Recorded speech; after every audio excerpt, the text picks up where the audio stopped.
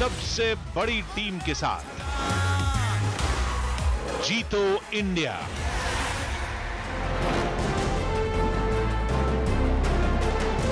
नमस्कार, मैं हूं आनंद नरसिम्हन। आज उस लम्हे को मैं याद कर रहा हूं दोस्तों। 7000 साल पहले, एक्चुअली करेक्शन करते हैं 5500 साल पहले लगभग, एक गुरु अपने शिष्य से पूछता है कि तुम्हें क्या सुनाई दे रहा है, और शिष्य कहता है कुछ नहीं। फिर गुरु उसको पूछता है तुम्हें क्या दिखाई दे रहा है आसपास, तो शिष्य कहता है कुछ नहीं। तुम्हारे हाथ में क्या है? तीर है। तुम्हारे सामने क्या है? लक्ष्य है। लक्ष्य क्या है? आंख है, और उस आंख को मुझे भेदना है। और गुरु कहता है चेले से, चला तीर, लक्ष्य तुम्हारा है। आज खेल के इस महाकुंभ के आगाज पर हमारे खिलाड़ियों से यही उम्मीद है कि तुम्हें दिखना और कुछ नहीं चाहिए, सिर्फ लक्ष्य। तुम्हें सुनाई कुछ नहीं देना चाहिए, सिर्फ अपने दिल की धड़कनें और याद, और कुछ नहीं आना चाहिए। बस मेहनत, प्रार्थना, उम्मीदें, क्योंकि मेहनत तुम्हारी होगी लेकिन उम्मीदें हमारी हैं। पसीना तुम्हारा बहा है, प्रार्थनाएं हमारी हैं। जीत तुम्हारी होगी लेकिन झंडा हमारा होगा। और देश भर क्या, दुनिया भर में गूंजेगा एक ही नारा, जीतो इंडिया, भारत माता की जय, वंदे मातरम। जब वो जनगण मन का गान होगा, जब वो परचम झंडा ऊपर जाएगा, वो जो लम्हा है, वो लम्हा हमें चाहिए। उस लम्हे की उम्मीद है 126 खिलाड़ियों से, जो कि भारत का सबसे बड़ा कंटिंजेंट है। और अब तक ओलंपिक इतिहास में जितने डिसिप्लिन में अब की बार हम खेलेंगे, उतना शायद कभी नहीं खेले। तो जीतो इंडिया, यही हमारा नारा है। जीतो इंडिया, यही हमारी उम्मीद है। जीतो इंडिया, यही हमारी प्रार्थना है। जीतो इंडिया, यही न्यूज़ 18 इंडिया के इस मंच पर आपको भी हम कह रहे हैं कि साथ में आइए, चीयर कीजिए भारत के लिए, क्योंकि अब से थोड़ी ही देर में ओलंपिक्स का ओपनिंग सेरेमनी शिंजोकू के स्टेडियम में शुरू हो जाएगा, टोक्यो में। 5 साल के इंतजार के बाद फिर एक मौका आया है। लंदन के बाद रियो में नाउम्मीद हुए, लेकिन टोक्यो में अब तक का सबसे बड़ा मेडल हॉल, इसकी उम्मीद है, उस गोल्ड की उम्मीद है जिसे देखकर अरसा हो गया। नमस्कार। और इस सिलसिले में आज हमारे साथ कुछ ऐसे लोग हैं जो कि ओलंपिक्स में नहीं, अंतर्राष्ट्रीय स्तर पर भारत का परचम लहरा चुके हैं, जो हमारे साथ खेल, फिल्म, राजनीति और संगीत से जुड़ी ऐसी हस्तियां जुड़ेंगी। शुरुआत लेकिन करेंगे कुछ ऐसे खिलाड़ियों से जो ओलंपिक्स में मेडल जीतकर देश का नाम रोशन तो कर ही चुके हैं, साथ ही हमारे साथ पूर्व केंद्रीय मंत्री, एस निशानेबाज, बीजेपी के सांसद, 2004 के एथेंस ओलंपिक्स में देश को सिल्वर मेडल दिलाने वाले राज्यवर्धन सिंह राठौर भी हमारे साथ जुड़ेंगे।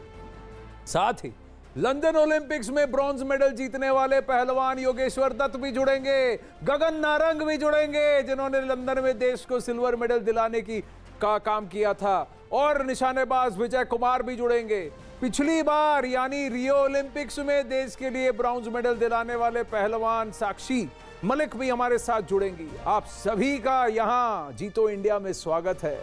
इसके साथ ही हमारे साथ भारतीय हॉकी के सुनहरे दिनों के गवाह अशोक ध्यानचंद जी और जफर इकबाल साहब भी हमारे साथ जुड़ रहे हैं, और बेहतरीन शूटर रंजन सोढ़ी, जो जब भी वहां खड़े होते थे राइफल लेकर, उम्मीद सिर्फ मेडल की होती थी, और वो भी गोल्ड की। देश के जाने माने खेल पत्रकार और हमारे एक्सपर्ट मलय नीरव भी हमारे साथ हैं आज, और ओलंपिक्स के तमाम अपडेट आप तक पहुंचाने वाले हमारे खेल संवाददाता अमृत आनंद भी आपके साथ जुड़ेंगे यहां पर जीतो इंडिया में।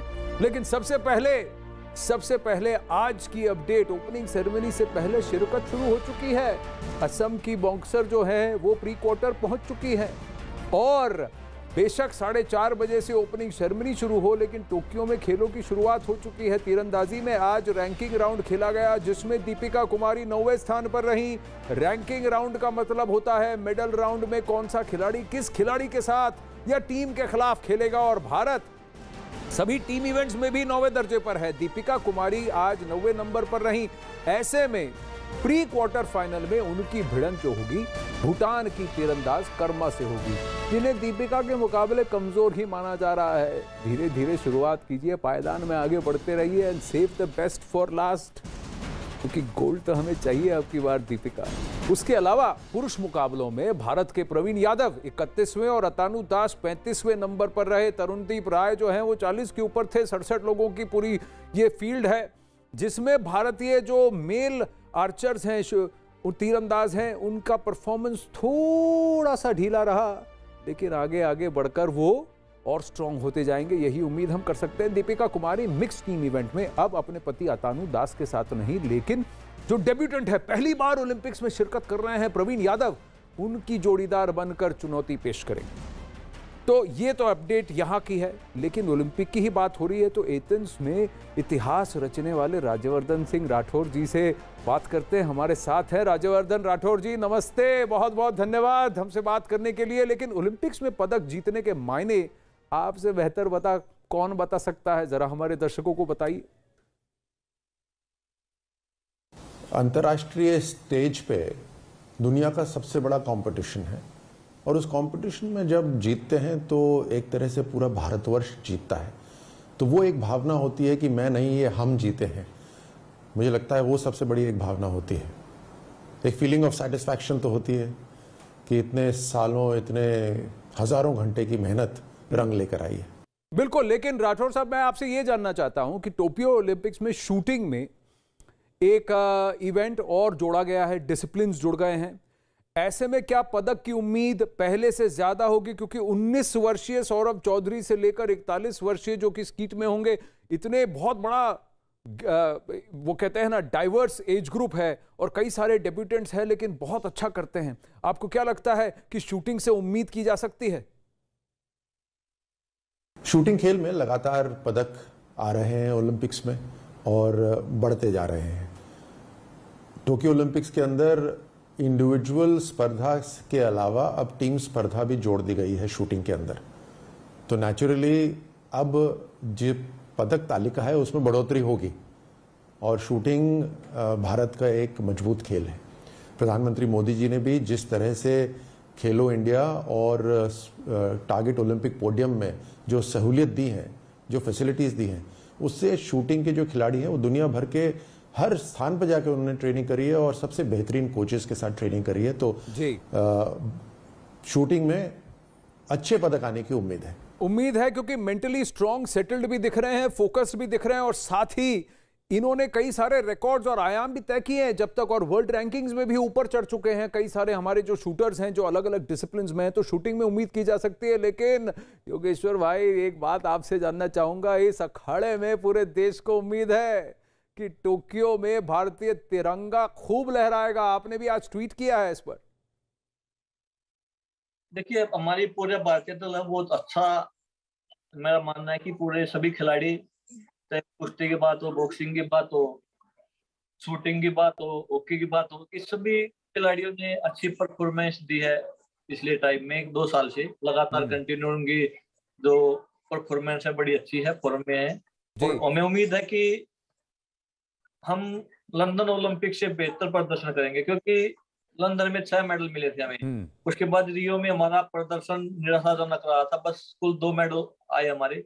और मेरा मानना है कि इस बार हमें लंदन से बेटर कर सकते हैं। हमारी टीम बहुत अच्छी है, बॉक्सिंग है, रेसलिंग है, शूटिंग है, हॉकी में भी काफी उम्मीद है हमें। इसलिए मेरा मानना है कि सब अच्छा रहा और भगवान का आशीर्वाद रहा, कृपा रही, तो हम लंदन से ज्यादा मेडल इस बार जीतेंगे। भगवान की कृपा तो चाहिए, लोगों की, जनता की दुआएं भी चाहिए, लेकिन सबसे ज्यादा मेहनत चाहिए, जो रंग लाई है पिछले 3 ओलंपिक्स में। साक्षी कुश्ती में भारत के मेडल आ रहे हैं, लेकिन इस बार आपको कितनी उम्मीद है?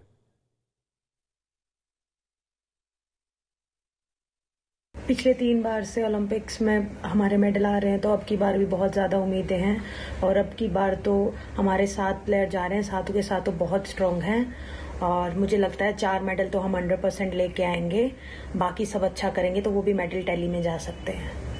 बिल्कुल, उम्मीदें तो बहुत ज़्यादा हैं हर किसी से, क्योंकि युवा जोश भी है, एक्सपीरियंस भी है। एक कंटिंजेंट ऐसा है जिसमें सबसे ज़्यादा लोग भी शामिल हुए हैं जिन्होंने क्वालिफाई भी किया अलग अलग डिसिप्लिन्स में। मलय नीरव जी हमारे साथ हैं, लेकिन मैं अशोक ध्यानचंद जी और जफर इकबाल साहब से भी बात करना चाहूँगा। Ranjan, I come to you in just a bit, लेकिन मैं अशोक जी से जानना चाहूँगा। अशोक जी, हॉकी में कितनी उम्मीदें हैं? मनप्रीत सिंह की अगुवाई में 2 वाइस कैप्टन है, ग्राहम रीड के अंडर जो ये टीम है पिछले 1-2 साल में अच्छा कर रही है, और ख़ासकर जब बाकी जो टीमें हैं वो एक ट्रांजिशन फेज से गुजर रही हैं, तो लगता है इस बार हमारा मौका अच्छा होगा। भारत ने बनाया है, भारत की टीमों ने दूसरी टीमों के ऊपर, यूरोपियन टीमें हैं, ऑस्ट्रेलियन हैं, अर्जेंटीना है, तो इनके ऊपर एक दबाव सा बना के रखा, चाहे वो प्री ओलंपिक का हो, चाहे वो हमारे प्रो लीग हो या हमारे टूर हो, जो अर्जेंटीना टूर इस साल के जनवरी फरवरी में किया गया था। और हमने बेहतर प्रदर्शन किया है, और ये बेहतर प्रदर्शन कोई फ्लूक वाला नहीं, हकीकत वाला, जिसके अंदर हमारी टीम ने अपने सभी, चाहे वो रक्षण हो, गोल रक्षण हो, चाहे हमारा डिफेंस हो, या मिडफील्ड गेम हो, या फॉरवर्ड का अटैकिंग गेम हो, हमारे खिलाड़ियों ने बहुत अच्छी तरीके से ये टूर्नामेंट या मैचेस खेले हैं टीमों के खिलाफ, जिससे उम्मीद बंधी है। और वो उम्मीद देश की बंधी है, और देश की उम्मीद बनती है तो उनमें से मैं भी एक हूं।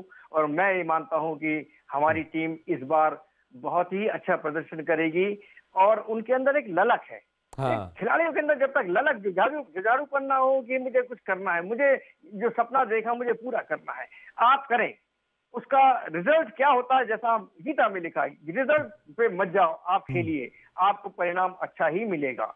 मैं विमेन हॉकी के लिए भी बोलना चाहूंगा कि रानी की अगुवाई में जो एक्सपीरियंस टीम गई है, और जिसने हमारे क्वालिफाइंग राउंड के अंदर और उसके बाद के मैचों में जो एक प्रदर्शन किया है महिला टीम ने, वो भी देखने लायक रहा है। और वो देखने लायक या कहने की बात नहीं है मेरे लिए कि टीम जीतेगी, मेडल लाएगी, ये वास्तविकता है। और ओलंपिक वास्तविक चीजों के ऊपर ही डिपेंड होता है कि अगर आप अच्छा करेंगे तो आप मेडल जीतेंगे। जी, आई थिंक जज्बा देखना चाहते हैं, आप भी वही कह रहे हैं और मैं भी वही चाहता हूं। मैं ये उम्मीद भले ही हम लगाएं कि भाई पोडियम फिनिश हो, मेडल हो, गोल्ड मेडल हो, और वहां परचम जो जाए, राष्ट्रीय झंडा जो है, ध्वज जो है ऊपर जाए, वो एक बात है, लेकिन आपके दिल में आपको पता लगता है कि ये व्यक्ति अपनी जान लगा रहा है कि नहीं, जिसके लिए वो देश का रिप्रेजेंटेशन वहां कर रहा है या कर रही है, वो पसीना वहां दिख रहा है कि नहीं, जो मेहनत आपने की है वो जज्बा आपको वहां दिख रहा है कि नहीं। चलिए रिजल्ट जो भी आया, लेकिन आपके मन में होगा यार इसने तो जान लगा दी। ये फीलिंग हमको चाहिए हमारे एथलीट से। अगर हमको ये फीलिंग मिल गया, यानी कि फिर उसके बाद पोडियम फिनिश, मेडल टैली, वो सब, वो कहते हैं ना कि कामयाबी, पहले आप काबिल बनिए, कामयाबी अपने आप आपके कदम चूमेगी। आपने गीता की बात, भगवत गीता की बात की, कर्मण्येवाधिकारस्ते मा फलेषु कदाचन, कर्म करना आपका काम है, फल की इच्छा मत कीजिए, अपने कर्म पर पूरा जोर दीजिए, उसे आप कीजिए। रंजन सोढी, जफर इकबाल साहब भी हमारे साथ हैं। सर नमस्ते, always a pleasure to speak to you. मैं आपकी इजाजत हो, मैं बस रंजन जी से बात करके फिर मैं वापस आपकी ओर रुख करता हूं। रंजन, दिस टाइम शूटिंग में देखिए 10 metre air rifle, 10 metre air pistol, और फिर उसके बाद क्ले ट्रैप, अलग अलग डिसिप्लिन हैं। 19 साल के एक सौरभ चौधरी हैं, वर्ल्ड रिकॉर्ड कर रहे हैं। 21 साल की इला है, बहुत टैलेंटेड है, और वहीं सीनियर्स भी हैं जो कि मंझे हुए खिलाड़ी हैं, मंझे हुए शूटर्स हैं। मैं समझता हूँ इसकी शुरुआत, जैसे कर्नल राठौर ने भी बोला था, इन्होंने शुरू करा था खेलो इंडिया गेम्स, सारा कुछ तो इनके नेतृत्व में सारा कुछ शुरू हुआ था, तभी सारे यंगस्टर्स उभर के आ रहे हैं, और आई थिंक दे वेरी प्रॉमिसिंग, और बहुत अच्छा इन्होंने प्रदर्शन किया है लास्ट, अगर आप देखिए कुछ सालों में। मैं समझता हूँ कि दे वेरी कॉन्फिडेंट और निडर हैं, डरते नहीं हैं, जाके they going to enjoy themselves, I am certain about that, and they very confident as a whole lot, और बहुत मेहनती हैं। सो मैं समझता हूँ शूटिंग में अच्छा प्रदर्शन रहेगा, और शूटिंग के अलावा जैसे योगेश्वर भाई ने कहा, तो इवन रेसलिंग में मैं काफी जुड़ा भी हूँ, तो मैं फॉलो भी करता हूँ रेसलिंग को, तो मेरे को लगता है कि रेसलिंग में भी हमारा अच्छा प्रदर्शन रहेगा। एंड जफर भाई बताएंगे हॉकी के बारे में, उसके बारे में मेरे को ज्यादा नॉलेज नहीं है, but hockey is coming from Punjab I always follow hockey, तो मतलब ये एक ऐसा स्पोर्ट है कि being a Punjabi you know we can't do without hockey. तो उसमें जफर भाई इनके बड़े अजीज हैं, जो मेरे कोच भी रहे हैं, मुराद अली खान साहब। सो ये उनके नेतृत्व में मैं शूटिंग करता था जी। एंड सो हॉकी के बारे में बता सकेंगे। बट मेरे हिसाब से जैसे आपने मेंशन किया 126 किसने बोला था, आपने बोला था 127 एथलीट्स हैं। सो यू नो 53 बीजिंग में थे, 87 sorry were in London and then I think 117 in Rio. So biggest contingent. So मैं समझता हूँ even during the COVID times अगर इतने एथलीट्स हमारे क्वालिफाई हो गए हैं और जा रहे हैं, तो मैं समझता हूँ मेडल भी डबल फिगर्स में आएगा जी। और ट्रैक एंड फील्ड एथलेटिक्स को कहीं कम मत आकिए, वहां पर भी सरप्राइजेस हैं। सेलिंग में हमने क्वालिफाई किया है, वहां पर भी उम्मीदें हैं कि कुछ ना कुछ जलवा तो होगा। लेकिन शूटिंग से बहुत सारी उम्मीदें हैं। इसमें मैंने मनु भाकर की बात नहीं की, क्योंकि उनसे तो वैसे ही उम्मीदें हैं, वो परफॉर्मर्स हैं हर डिसिप्लिन में। अगर देखें शूटिंग में तो परफॉर्मर्स हैं हमारे साथ। जफर इकबाल साहब से मैं जरा हॉकी पर बात करूंगा और फिर गगन नारंग की ओर जाएंगे। जफर इकबाल साहब, इस बार men's hockey women's hockey, Ashok ji भी कह रहे थे कि हम उम्मीदें ज्यादा रख सकते हैं, क्योंकि एक जोश जज्बा और एक ट्रेनिंग, और वो कहते हैं ना परफॉर्मेंस, कोविड के बावजूद जो रनअप में जिस तरह से परफॉर्म किया है हमारी महिलाओं ने और पुरुषों ने, उससे थोड़ी सी आपको लगता है कि उम्मीदें हो सकती है और मनप्रीत सिंह की अगुवाई में ये टीम अच्छा करेगी? रानी रामपाल यंगेस्ट प्लेयर आप टीम को लीड कर रही हैं। देखिए, उम्मीद तो मैं समझता हूँ कि है इस बार, और क्योंकि पहले ही से हमारी टीम जो है वर्ल्ड रैंक में 4th है और 5th है, वेरी क्लोज टू पोडियम।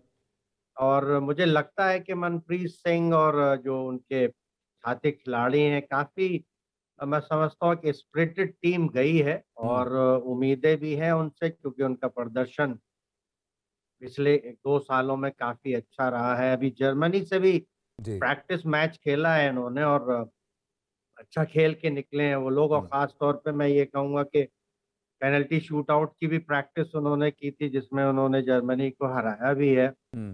वैसे मेन गेम में 3-2 डाउन रहे, मगर मैं समझता हूँ कि जो टीम गई है वो मिक्सचर है, और डिफेंस और मिडफील्ड और फ्रंट लाइनर, ये ज़रूर है कि फ्रंट लाइनर में नए चेहरे तो हैं, मगर मैं समझता हूँ नए चेहरे को ज़रूर देखा गया है कि जो ग्राहम रीड है, ऑस्ट्रेलिया के हमारे चीफ कोच हैं, उन्होंने ये बहुत अच्छी बात ये सोची है कि ऑफ द बॉल अगर हम लोग कैसा परफॉर्म करते हैं, जब अपोनेंट के पास बॉल पहुंचती तो कैसे परफॉर्म करना चाहिए, उसको मद्देनजर देखते हुए कुछ उन्होंने सीनियर खिलाड़ियों को थोड़ा सा अलग किया है, और यंगस्टर्स को किया है कि once the opponent gets to एक चांस, और वो जो अटैक करते हैं उस दौरान जो है, जो फ्रंट लाइन है वो जरूर डिफेंस की मदद करे और फिर वहां से बॉल लेकर के चले। तो मैं समझता हूँ कि yes, there is a tough matches ahead. ऐसा नहीं है कि आप बहुत इजीली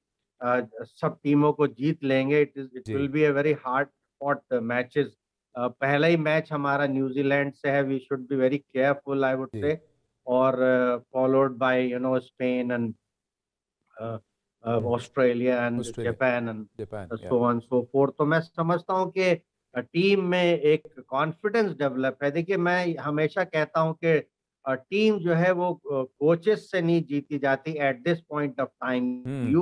यानी जो जितने भी प्लेयर्स हैं, they have to mould themselves in such a way कि वो उस पोजीशन पे आ जाएं, अपने आप को ले आए, जिससे कि उनको इतना यूनिटी डेवलप हो टीम के अंदर, और वो एक क्षमता डेवलप करें जिससे कि अपोनेंट चाहे स्ट्रांग भी हो उसको ओवरकम कर सकें। और मैं समझता हूँ कि मेंटली दिस टाइम एंड बहुत प्रिपेयर्ड हैं लोग फाइटिंग के लिए, और बहुत उम्मीद है मुझे। और वुमेन्स की टीम तो मैं ये जरूर कहूँगा कि उनका क्वालिफाई करना, अमेरिकन टीम को हराया उन्होंने क्वालिफाइंग राउंड में, और मैं समझता हूँ रानीपाल की जो टीम है वो भी उम्मीद रखते हैं कि अच्छा प्रदर्शन करें, ना कि बहुत क्लोज होंगे वो मेडल पोडियम के, मगर ये जरूर कहूंगा कि they will fight back and वो अच्छा प्रदर्शन करेंगे। उनके पूल में भी बहुत दिग्गज टीमें हैं, हॉलैंड है, जर्मनी है, so they have to play good. और मुझे उम्मीद है कि जितने भी पूरा कंटिजेंट जो गया है वो एक खास तौर पे इसलिए कहना चाहता हूँ कि हिंदुस्तान में पहली मर्तबा जो कंटिजेंट गया है उसको प्राइम मिनिस्टर ने एड्रेस किया है, and that is a big booster to the athletes. तो मैं ये जरूर कहूंगा कि ये पहले तो ये होता था कि जब तक आप जीतेंगे नहीं तो ओलंपिक मेडल या गोल्ड मेडल नहीं जीतेंगे जब तक आप यू कांट मीट और इनवाइट नहीं होते प्राइम मिनिस्टर से, मगर दिस टाइम एक बूस्टर उनको दिया गया, प्राइम मिनिस्टर ने दिया है। You have to play well, don't play under very heavy pressure, मगर ये जरूर है कि अच्छा प्रदर्शन करें। उम्मीद है कि अच्छे खासे मेडल आने के इस बार, तो मुझे बहुत उम्मीद है हॉकी टीम से और शूटर से भी, जैसा कि राजवर्धन राठौर साहब ने कहा और अशोक कुमार साहब ने कहा और अन्य खिलाड़ियों ने भी कहा, तो हमें उम्मीदें हैं इस बार दूसरे खेलों से भी। आप सही कह रहे हैं। और विमेन्स हॉकी टीम में अगर आप देखें तो जो डच कोच हैं वो शायद डायनामिक्स में थोड़ा एक यूरोपियन हॉकी का फ्लेवर जो है उसको भी लाने की कोशिश करेंगे। आपने प्रधानमंत्री की बात की, प्रधानमंत्री का मैसेज बहुत इतना ही था कि बहुत सिंपल था। उन्होंने कहा कि जाइए अपना पूरा दमखम लगाइए और वो दिखना चाहिए, वो दिख गया बस, फिर आप वैसे ही जीत गए। अगर आपने अपना पूरा दमखम लगाया, अपना बेस्ट दिया, बाकी जो है छोड़ दीजिए, आप अपना बेस्ट दीजिए, इतना ही कीजिए। गगन नारंग भी हमारे साथ हैं, लेकिन गगन नारंग से पहले मलय नीरव जी से जानना चाहूंगा, बार्सिलोना से ये ओलंपिक्स के साथ आपकी जो की दोस्ती है वो चली आ रही है। मलय जी, अब की बार क्या स्वर्ण गोल्ड हमारा अधिकार होगा किसी भी डिसिप्लिन में? देखिए, इस बार जो हमारी तैयारी है, जो दमखम है, वो हर बार से ज़्यादा है। मुझे याद आ रहा है आज वो दिन जब हमारे राज्यवर्धन राठौर साहब गए थे और उन्होंने पदक जीतकर वो जो बोहनी कराई थी भारत को इंडिविजुअल इवेंट में, जो रजत पदक जितवाया था। उस दिन से लेकर आज तक की जो आप ओलंपिक यात्रा है उसको देखें तो स्वर्ण पदकों की बौछार होनी चाहिए थी, मगर पिछले 10 वर्षों में जो काम हुए हैं वो काम काबिल तारीफ है। और उनको देखते हुए मुझे ऐसा लगता है कि इस बार पदकों की उम्मीद, सिर्फ उम्मीद ही नहीं, हमें भरोसा है कि पदक जीते जाएंगे। मगर जो प्रधानमंत्री जी ने बात कही थी उसे भी याद रखिए कि अपनी उम्मीदों के बोझ से खिलाड़ियों के कंधों को दबने मत दीजिए, उनको अपना खेल खेलने दीजिए। वो खेलेंगे, वो जीतेंगे, जब वो जीतेंगे तो हम जीतेंगे। बहरहाल जहां तक पदकों की बात है, मैं सबसे पहले नाम लेना चाहूंगा बजरंग पुनिया का, जो सीडेड हैं सेकंड। उनके आगे रूस के गाजी मुराद राशिदोफ हैं,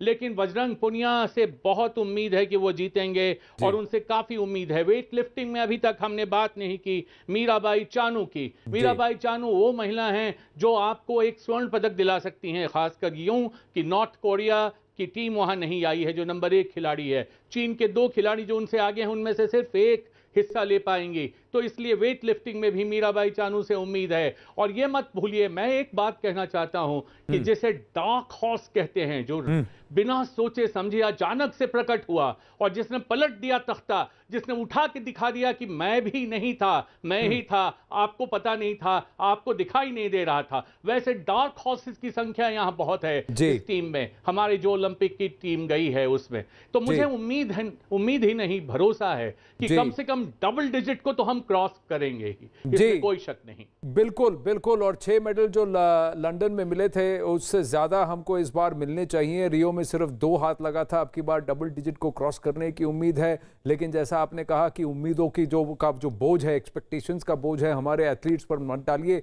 चलिए, कोविड का काल है तो वहां स्टेडियम में कोई नहीं होगा। 68,000 की कैपेसिटी वाला स्टेडियम है, आज सिर्फ 1,000 लोग होंगे। 126 127 के कंटिजेंट में से सिर्फ 20 लोग, और वो भी इनकी अगुवाई में, मेरी कॉम और मनप्रीत सिंह की अगुवाई में, वहां भारतीय कंटिजेंट का नेतृत्व करेंगे, ओपनिंग को रिप्रेजेंट करेंगे ओपनिंग सेरेमनी में। सिर्फ क्योंकि सब कुछ कंटेंट है तो स्टेडियम तो खाली होगा, तो वहां पर शोर नहीं होगा, वहां प्रेशर नहीं होगा, वहां आपकी सिर्फ दिल की धड़कन होगी और सामने लक्ष्य होगा, आपको आपका काम करना है।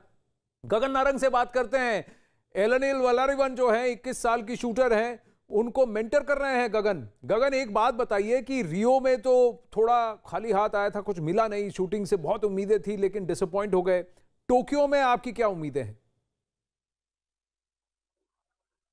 बिल्कुल, रियो ओलंपिक्स जो है काफी डिसअपॉइंटिंग रहा था हमारे लिए, बट आई थिंक इस बारी जो है उम्मीदें काफी अच्छी हैं। भारत सरकार का काफी योगदान रहा है, कोऑर्डिनेशन रहा है नेशनल स्पोर्ट्स फेडरेशन से। आई थिंक पूरा देश जो है वो इस बारी यूनाइटेड है हमारे एथलीट्स के पीछे, और ये काफी अच्छा और पॉजिटिव साइन है हमारे लिए। और आई होप कि हमारे एथलीट्स जो है हमारे उम्मीदों पे खरे उतरेंगे। प्रेशर काफी होता है ओलंपिक्स में, बट आइडिया इज कि उस प्रेशर को पॉजिटिव परफॉर्मेंस में कन्वर्ट करना, और उस दिन पे काफी मायने रखता है कि उस दिन पे कैसे चलता है उनका। तो आई थिंक इस ओलंपिक्स में आशा है कि काफी अच्छे रिजल्ट्स आएंगे।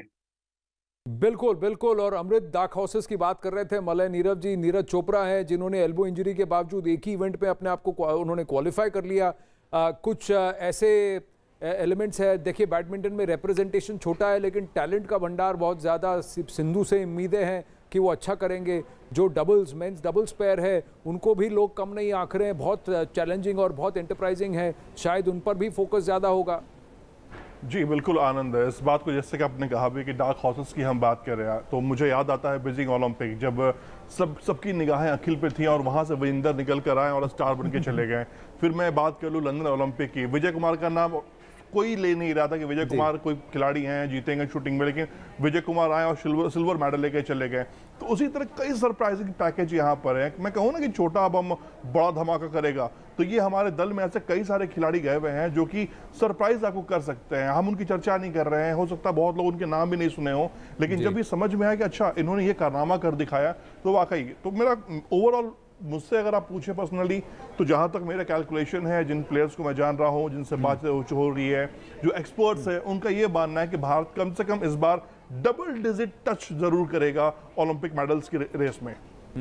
बिल्कुल, डबल डिजिट्स को टच करने की उम्मीदें हमारी हैं, लेकिन कोशिश उनकी है, मेहनत उनकी होगी। पूजा रानी को कम मत आंकिए, उनका एक पंच आपको नॉकआउट कर सकता है। कोई नहीं देख रहा कि उन्होंने हाल ही में एशियन बॉक्सिंग चैंपियनशिप भी जीती, और वो जो गोल्ड का ताता 9 मेडल जो मिले थे भारत को, उसकी शुरुआत उन्होंने ही की थी बॉक्सिंग में। तो बॉक्सिंग पर भी बात करेंगे, लेकिन एक व्यक्ति हैं जिन्होंने भारत को बहुत प्राउड किया था रियो में, क्योंकि एक्सपेक्टेशन से ज्यादा परफॉर्म कर गई। अब क्या हुआ है, कहा गया देखिए आप सिल्वर पहुंच गई, अब की बार गोल्ड दिला दो। पीवी सिंधु क्या कहती हैं, ये सुनते हैं। सिंधु नमस्ते, बहुत अच्छा लग रहा है आपसे बात करके। अब आप तैयारी कर चुकी हैं टोक्यो जाने के लिए। इस बार उम्मीदों का भार थोड़ा ज्यादा है क्योंकि बैडमिंटन कंटिंजेंट बहुत छोटा है। एक्सपेक्टेशंस है और प्रेशर भी है, रिस्पॉन्सिबिलिटीज भी है, क्योंकि 2016 में उतना नहीं था, बट अभी 2021 में ज्यादा है कि सिंधु अगर कोई भी टूर्नामेंट जा रही है तो मेडल वापस लेके आना है। बट ऑब्वियसली बहुत खुश हूँ क्योंकि वो लोगों का सपोर्ट, वो लोगों का their support and love is always there, but also at the same time जब मैं टूर्नामेंट के लिए जा रही हूँ या ओलंपिक्स के लिए जा रही हूँ या कोर्ट पे मैं खेल रही हूँ, बस एक ही है कि मैं अच्छा खेलना है और just be focused and just be composed. I think वो बहुत जरूरी है, क्योंकि वो लोग क्या सोच रहे हैं, अगर if we think about that, वो ज्यादा प्रेशर होते हैं और हम हमारा 100% नहीं दे सकते। तो इसीलिए जब हम कोर्ट पे जा रहे हैं तो I think we should not think about anything and just be focused and give our best. जी, अपने गेम पर ध्यान दें, बाकी सब अपने आप होता रहेगा। ये बहुत अच्छा एटीट्यूड है। भारत का ध्वज आप उठाएंगी, फ्लैग बेरर हैं भारत के लिए, गर्व की बात है। डेफिनेटली बहुत गर्व की बात है, क्योंकि India flag holding the Indian flag और रिप्रेजेंट कर रहे हैं, तो बहुत गर्व की बात है। एंड ऑब्वियसली वो अपॉर्चुनिटी आई थिंक सबको नहीं आता है, एंड ओलंपिक्स में जाना और फ्लैग बेरर बनना इज डेफिनेटली अ ड्रीम। तो obviously when that opportunity came to me, obviously बहुत बहुत खुश हूँ मैं, और I am really looking forward. ये बायो बबल, संक्रमण का दौर, ये जो पैंडेमिक, इसकी वजह से कितना खेल पे फर्क पड़ेगा, और जितना आपको असर करेगा क्या बाकी प्लेयर्स को भी उतना ही फर्क पड़ेगा? मतलब आई फील दैट उतना फर्क नहीं पड़ना चाहिए, क्योंकि ऑब्वियसली बायो बबल रहेगा और बहुत केयरफुल रहना है, और सोशल डिस्टेंसिंग भी मेंटेन करना है, वो बहुत जरूरी है। बट जब हम मैच के लिए जा रहे हैं तो we have to forget all this. ये याद नहीं करना है कि हम बायो बबल में हैं, ये पैंडेमिक चल रहे हैं। अगर ये if it's actually coming into our mind, I think focus किधर और चले जाता है। So when you go on to the court, we have to just forget all this, and match होने के बाद ऑब्वियसली प्रोटोकॉल्स ले रहे हैं, और सब I mean everybody is getting tested every day, every single day. So I think उतना we shouldn't worry about it. So आखिरी सवाल आपसे कि आपसे जो आपके जो फैंस हैं देश भर से, जो जिनकी उम्मीदें आपसे टिकी हैं, उनसे आप क्या कहना चाहेंगे? बहुत मिस करूंगी मैं ऑब्वियसली फैंस को, सपोर्टर्स को, क्योंकि लास्ट टाइम 2016 में सब लोग आके चेयर कर रहे थे, बट इस बार वो नहीं रहेगा, स्पेक्टेटर्स नहीं रहेगा। ऑब्वियसली बहुत मिस करती हूँ, but virtually I hope they support me and show their love towards me. I am sure with their support and love मैं मेडल लेके वापस आऊंगी।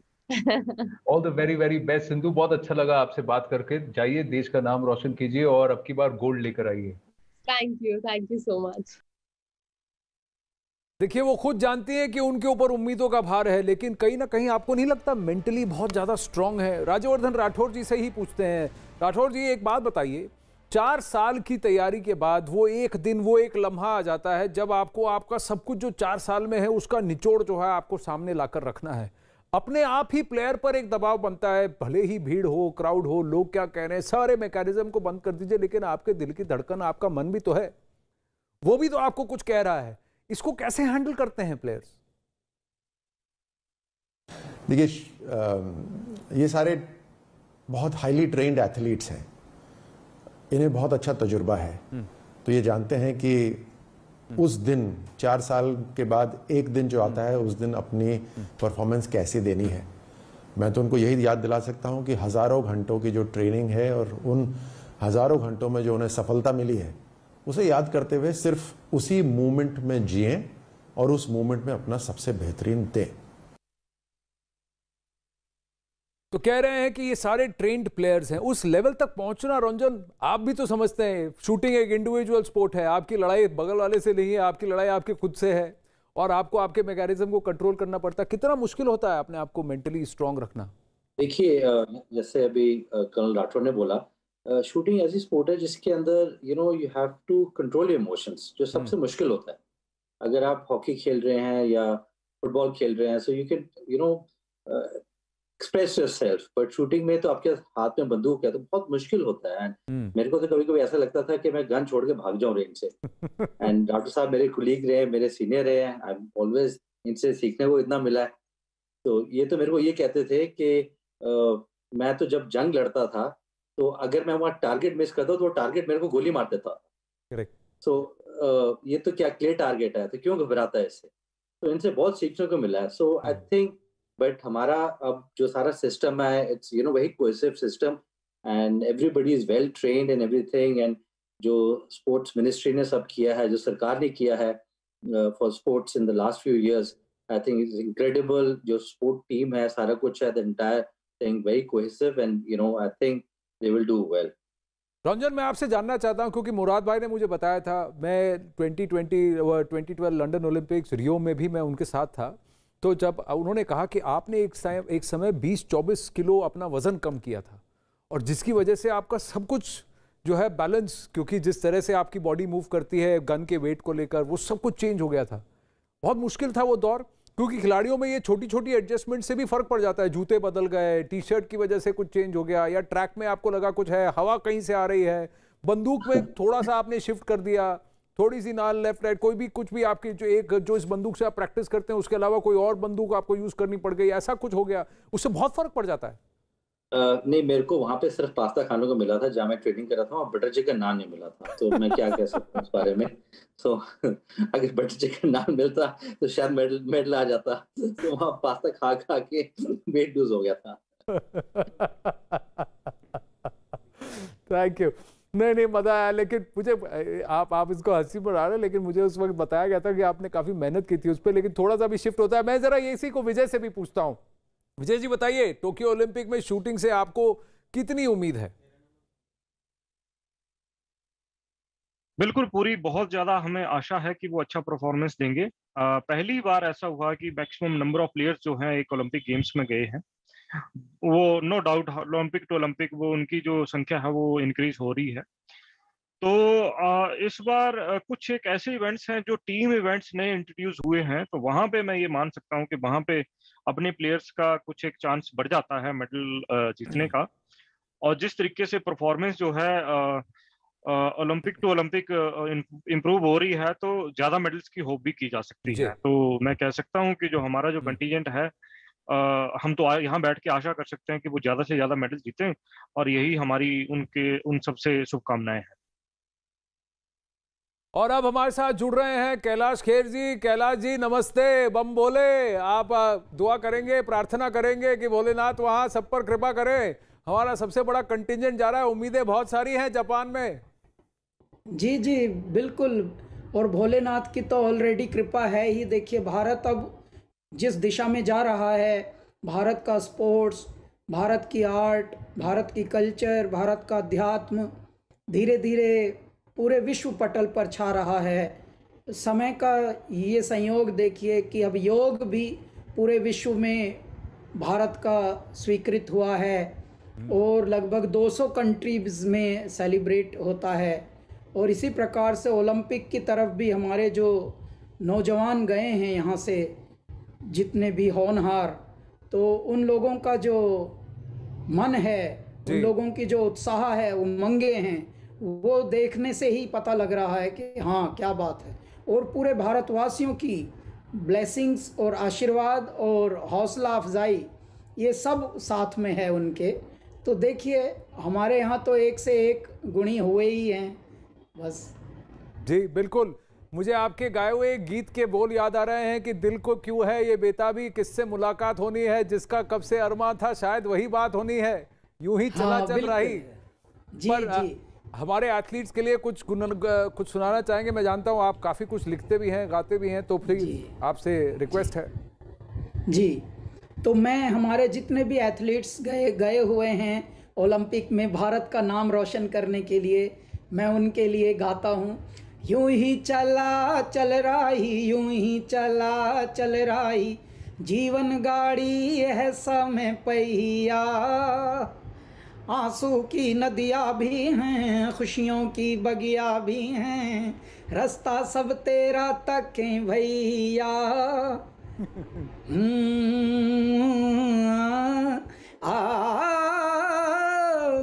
तो इस तरह से बहुत ही खुशी की बात है, पूरा भारत राह तक रहा है अब तो।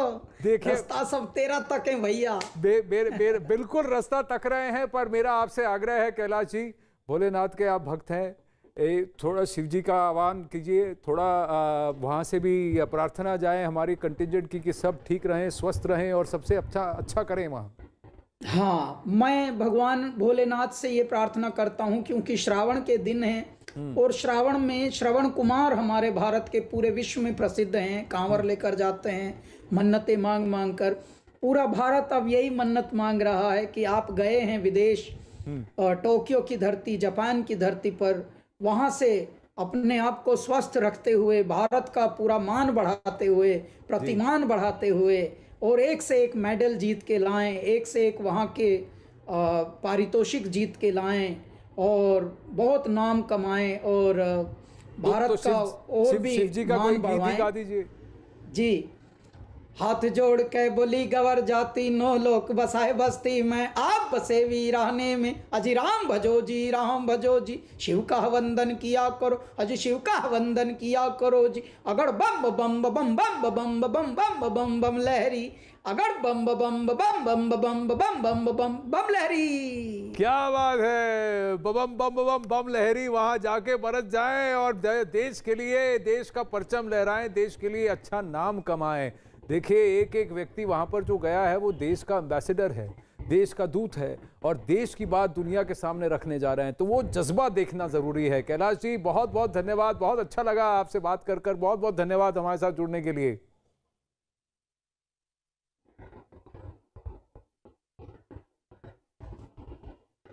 चलिए ओलंपिक्स की इस ब्रॉडकास्ट में जीतो इंडिया में वक्त हो चला है एक छोटे से ब्रेक का।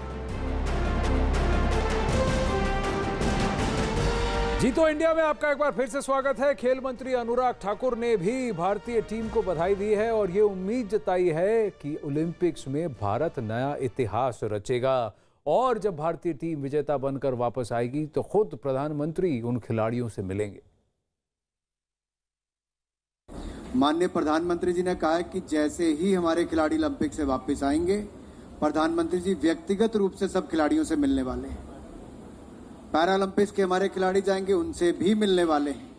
ये बहुत बड़ी बात है किसी खिलाड़ी के जीवन में कि प्रधानमंत्री जी व्यक्तिगत रूप से मिल रहे हैं, मनोबल बढ़ा रहे हैं, खेलों को आगे बढ़ाने के लिए हर तरह की सुविधाएं दे रहे हैं। रंजन सोढ़ी, जफर इकबाल जी, मलय नीरव और अमृत आनंद हमारे साथ हैं इस वक्त। जफर साहब, मैं आपसे जानना चाहूंगा, आपने एक बात कही थी कि पहली बार ऐसा है कि खेल शुरू होने से पहले प्रधानमंत्री देश के जो हैं वो खिलाड़ियों से मिलते हैं, उनकी हौसला अफजाई करते हैं, और अब खेल मंत्री ये कह रहे हैं चाहे जैसी भी परफॉर्मेंस हो, जो भी हो, कंटिजेंट से पर्सनली जरूर मिलेंगे प्रधानमंत्री। और ये कितना इंपॉर्टेंट होता है कि एक सपोर्ट जो है मनोबल बढ़ाने के लिए कि देखिए आपके साथ देश लगा हुआ है, आपके साथ देश है और आपको मौका भी दिया जा रहा है। नहीं देखिए, ये तो बहुत बड़ी बात होगी कि वो जब खिलाड़ी वापस आएंगे तो सब खिलाड़ियों से मिलना चाहिए। ये हमारी बहुत पुरानी यानी एक दिल की बात है कि ये नहीं है कि किसी ने मेडल लिया तो आप उसी से मिलने जा रहे हैं, मगर भारत का नेतृत्व सब खिलाड़ियों ने किया है। उन्होंने सब खिलाड़ी जो है वो कोई हारने नहीं जाता, जीतने जाता है, और जितनी उसकी क्षमता होती है वो अपने आप को वहां पे सब कुछ गंवा के आता है या परफॉर्म करके आता है। तो मैं समझता हूँ कि ये उससे बड़ी बात होगी कि प्रधानमंत्री जी ने जैसा वायदा किया कि वो आएंगे और खिलाड़ियों से मिलेंगे। मैं समझता हूँ it will B a big booster for the Indian sports, और यही हम लोगों को चाहिए। खिलाड़ियों को बहुत ज्यादा यानी पैसे से ज्यादा प्यार नहीं होता है वैसे, और ना होना चाहिए, मगर ये सब चीजें जो हैं जिससे कि देश से लगाव यानी अपना देश के लिए जान निछावर करना, और ऊपर से अगर प्रधानमंत्री या स्पोर्ट्स मिनिस्टर मिलते हैं तो मैं समझता हूं कि बहुत अच्छी बात होगी। किसी को डिस्कार्ड नहीं करना चाहिए, और ये मेरी बहुत पुरानी दिली ख्वाहिश है और थी कि ऐसा नहीं होना चाहिए। अगर वो मिले तो सब खिलाड़ियों को आए, और मुझे अभी भी यानी एक मेरे अंदर जो एक प्रपोजल है, मेरी जो एक चाह है वो यही है कि जितने भी खिलाड़ी ओलंपिक के मेडल विनर्स हैं, अगर उनसे भी वो कभी मिले तो जरूर उनको बुलाएं और चाय पे बुलाएं और मिले उनसे एक से एक जिन्होंने जरूर ये होना चाहिए। जफर साहब, मैं पूरी तरह से आपसे आपकी बात से इत्तेफाक रखता हूं कि ये जरूर होना चाहिए। मलय नीरव जी से बात करूं उससे पहले अमृत आनंद ने उस व्यक्ति से पूछा जो अभी थोड़ी देर बाद मेरी कॉम के साथ भारत का झंडा लेकर वहां हमारे फ्लैग बेरर बनकर आगे आने वाले हैं, मनप्रीत सिंह, जो भारतीय मेंस हॉकी टीम के कप्तान भी हैं। क्या 41 साल बाद भारत पोडियम फिनिश करेगा हॉकी में, मेंस हॉकी में? युवा कप्तान, युवा जोश और एक ही ख्वाहिश है कि ओलंपिक में इस बार भारतीय टीम पदक जीतेगी। जी हाँ, मैं स्वागत करूंगा भारतीय टीम के कप्तान मनप्रीत सिंह का। मनप्रीत, बहुत बहुत स्वागत है आपका न्यूज 18 इंडिया में। Thank you so much sir. अच्छा मनप्रीत, तो पहले सवाल तो मैं यही रखूंगा कि भाई साहब 41 साल हो गए हैं, एक युवा कप्तान, एक युवा टीम मिली है, इस बार जोश काफी हाई है टीम इंडिया का, और क्योंकि पिछला रिकॉर्ड भी हमारा काफी शानदार रहा है जो हम 1.5 साल में खेले हैं, इस उम्मीद के साथ क्या लग रहा है आपको, कहाँ तक पहुंचेगी ये सवारी? सर, जो हमारा टारगेट है वो यही है कि हम लोग पोडियम फिनिश करें, बट उसको पोडियम फिनिश करने के लिए हमें बहुत स्टेप बाय स्टेप ऊपर जाना चाहिए। जैसे हमारा पहला टारगेट है कि हम लोग पूल टॉप करें, और उसके बाद क्वार्टर फाइनल से सेमीफाइनल आएगा तो हम लोग उसको क्लियर करके फिर पोडियम तक पहुंचे। बिल्कुल, मैच बाय मैच आप जाना चाह रहे हैं। अच्छा, अगर हम पुल की बात करें तो हम देख रहे हैं उसमें ऑस्ट्रेलिया है, जापान है, स्पेन है, न्यूजीलैंड है। इन सब टीमों के लिए क्या आपने स्पेसिफिक अलग अलग प्लानिंग की है कि नहीं, फॉरवर्ड में, मिडिल में और बैक में कैसे प्लेयर्स रहेंगे? बिल्कुल सर, क्यों हाँ, जैसे हमारी पूल में जो टीमें हैं, हम लोगों ने पर्टिकुलर उन टीम के ऊपर काम किया है कि उनका प्लस पॉइंट क्या है, उनका वीक पॉइंट क्या है, उनकी कौन सी की प्लेयर्स हैं और कौन सी उनकी वीकनेस है, और कौन सी वो प्लेंटी कॉर्नर पे वेरिएशन करते हैं और कौन से आगे अटैकिंग कैसे करते हैं। तो उस चीज के ऊपर हम लोग डेली उसके ऊपर काम करते आ रहे हैं, और सभी टीम के ऊपर हमारे पास पूरा उनका डाटा है कि अगर हम लोग ऑस्ट्रेलिया के साथ मैच खेलने जा रहे हैं तो हमारे पास उनका पूरा है कि हाँ कि वो उनका क्या प्लस पॉइंट है, क्योंकि रिसेंटली वो अभी न्यूजीलैंड के साथ प्रो लीग के मैचेस खेले हैं, तो उनका जो करंटली जो डाटा है वो हमारे पास पूरा है, हम लोगों ने पूरा एनालाइज कर चुके हैं उनको। ऐसे दूसरी टीमों के साथ भी हम लोगों ने पूरा एनालाइज किया है उनको कि जब भी हम लोग उनके साथ मैच खेलने जाएंगे तो हम लोग पूरा तैयार होंगे। अच्छा, आपने ऑस्ट्रेलिया की बात की है, तो ऑस्ट्रेलियाई पूर्व खिलाड़ी जो इस वक्त भारतीय टीम के कोच हैं, उनका कितना फायदा आप देख रहे हैं कि हाँ इस टूर्नामेंट में उनका जो अनुभव है पूरा वो फायदा पहुंचाएगा टीम इंडिया को? सर काफी जैसे एक्सपीरियंस कोच हैं, वो पहले काफी टाइम से ऑस्ट्रेलिया टीम के साथ थे, फिर रिसेंटली बाद उन्होंने हॉलैंड की टीम के साथ भी रहे हैं वो, तो काफी एक्सपीरियंस है। वो हमेशा ये बोलते कि आप जितनी बार भी ओपोनेंट के सर्कल में जाते हो तो वहां से हमें इफेक्टिव होना चाहिए। अगर हम लोग उनकी डी में 10 बार जा रहे हैं तो कम से कम उसमें 5 प्लेंटी कॉन होने चाहिए, क्योंकि हमारी टीम में काफी अच्छे ट्रैक फ्लिकर्स हैं, उनको यूज करना चाहिए। तो अटैकिंग चीज में बहुत ज्यादा वो बिलीव करते हैं और उनका यही मानना है कि जो इंडियन हॉकी है उसके पास बहुत ज्यादा स्किलफुल प्लेयर्स हैं और उसको जितना यूज करेंगे हम उतना ही हमारी टीम के लिए बेनिफिट रहेगा। रेड करो तो खुद लेकर जरूर वापस आओ, पेनल्टी कॉर्नर नहीं, गोल नहीं तो कम से कम पेनल्टी कॉर्नर ही सही, कुछ तो करें। और जफर इकबाल ने भी एक बात कही थी, उन्होंने जफर इकबाल साहब ने जो बात कही कि ऑफ द बॉल जो गेम खेलना है वो बहुत जरूरी है। रंजन, आपको नहीं लगता कि ये जो जेनरेशन है अब की बार जो गए हैं, जो देश को रिप्रेजेंट कर रहे हैं, ये एक अलग इनका एक मेंटल मेकअप अलग है। अब आप मनप्रीत को ही देखिए, फिर मैं इला से बात कर रहा था। एक बताऊंगा जी बोलिए। गेम प्लान बता दिया अपना कि क्या कर रहे हैं, कैसे देख रहे हैं। मत करा कर मनप्रीत, मेरी गाल सुन, ਅਸੀਂ ਕਿਸੇ ਨੂੰ ਨਹੀਂ ਦੱਸਦੇ ਇਹ ਜੀ ਚੀਜ਼ਾਂ। ਸੋ ਕੀਪ ਇਟ ਟੂ ਯੋਰਸੈਲਫ, ਨਾ ਡੀ ਚ ਜਾਣਾ, ਕਿੰਨੇ ਬੰਦਿਆਂ ਨੇ ਜਾਣਾ ਕਿ ਨਹੀਂ ਜਾਣਾ, ਇਹ ਆਪਣੇ ਕੋਲ ਹੀ ਰੱਖਿਆ ਕਰ। ਮੇਰੀ ਬਸ ਗੱਲ ਸੁਣ ਲੈ, ਤੇਰਾ ਬੜਾ ਭਰਾ, ਬਸ don't reveal this to anyone. That's all I can tell you. Just keep it to yourself. No, that's true, but ये this group is like that. ये जो एज ग्रुप है, ये जो युवा वर्ग है ना, इनका ऐसा है कि भाई तुम्हें मेरे बारे में पता है, मुझे तेरे बारे में पता है, तुम वो मालूम है मैं क्या करने वाला हूं, रोक सकता है तो रोक ले। बिल्कुल ठीक बात है, बट ऐसे क्यों बताए कहाँ कौन हमें रोकेगा? मैं तो कभी नहीं बताता था किसी को मेरे को कहाँ रोके, कहाँ जा रहा हूँ। लेकिन तो but थोड़ा बहुत you got to be little smart along with दबंग कहते हैं ना, जैसे वो मूवी आई थी सलमान खान, दबंग, है ना? तो दबंग होना बहुत अच्छी बात है, बट एक स्मार्टनेस और बहुत जरूरी है। ये तो मैं नेताओं से सीखा हूँ, जितने हमारे नेता हैं उनसे सीखा हूँ कि बी डिप्लोमेटिक।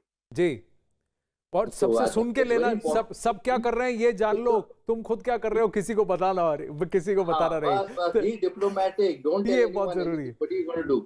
लेकिन मलय जी, ये जो है, आपको लगता है ये एक एटीट्यूड है जो कि ये जज्बा बहुत इंपॉर्टेंट है? मैंने क्रिकेट टीम में देखा है, हॉकी टीम में देखा है, जो आज हमारे सत्यन ज्ञानशेखरन जो टेबल टेनिस प्लेयर हैं, सजन प्रकाश है, स्विमर हैं, पूजा रानी है, इन सबसे जब बात करते हैं ये एक अलग हेडस्पेस से आते हैं जहां इनको पता है इन्हें करना क्या है, और सामने वाला अगला कुछ भी करे इनको पता है इन्हें करना क्या है। इनको जैसा आप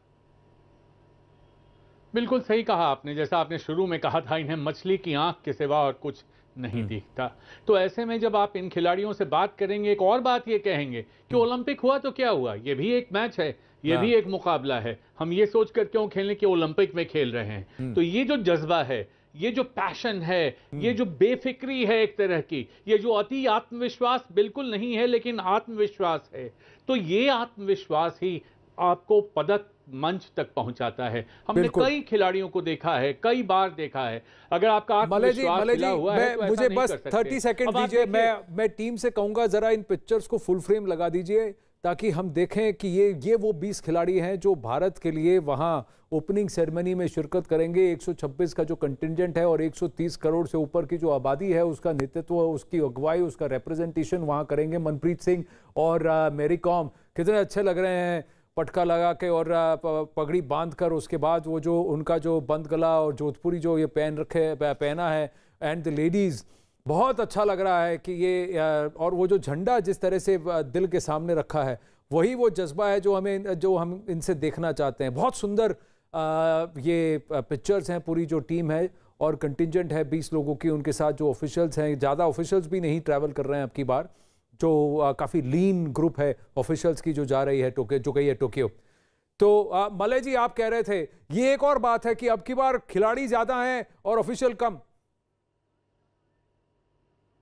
बिल्कुल सही बात है। इस बार हर बार खिलाड़ी से ज़्यादा ऑफिशियल्स होते थे, तो ऐसा लगता था कि जो प्राथमिकता है उसमें, उस सूची में कहीं ना कहीं खिलाड़ी नीचे चला जा रहा है, और ये चीज़ें ख़त्म हुई हैं पिछले 5-10 सालों के अंदर जो मैंने देखा है, और ये बहुत बड़ी बात है क्योंकि इसी से खिलाड़ियों को वो स्फूर्ति मिलती है, वो ताकत मिलती है जिससे कि वो आगे बढ़ें। और जहां तक अभी आप बात कर रहे हैं पदकों की, अगर हम अंत में अगर आपको बाले जी, मेरे पास समय कम है, मैं बस जाते जाते राज्यवर्धन राठौर जी से ये जानना चाहता हूं कि वो खिलाड़ियों को कोई संदेश देना चाहते हैं नहीं। ओलंपिक स्पर्धा एक तरह से आइकॉनिक एक समय रहता है जब बहुत से भारत के युवा उनकी तरफ देखते हैं, और जब वर्ल्ड स्टेज पे हमारी जीत होती है तो हर भारतीय की जीत होती है, चाहे वो किसी भी फील्ड में हो।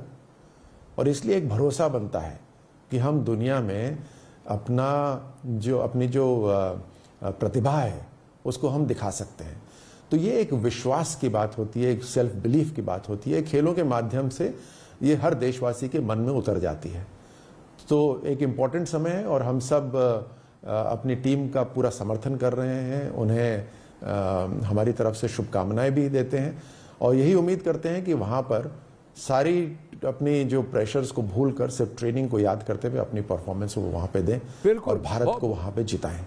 बहुत सही बात कही आपने। राज्यवर्धन राठौड़ जी, रंजन सोढी, जफर इकबाल साहब, अशोक ध्यानचंद, मलय नीरव जी, अमृत आनंद और फिर हमारे साथ साक्षी मलिक, योगेश्वर दत्त, सब जो जुड़े आज जीतो इंडिया के स्पेशल में, इस आगाज़ में, क्योंकि जिसने पूरा टोन सेट किया है, आप सबका दिल से बहुत बहुत धन्यवाद।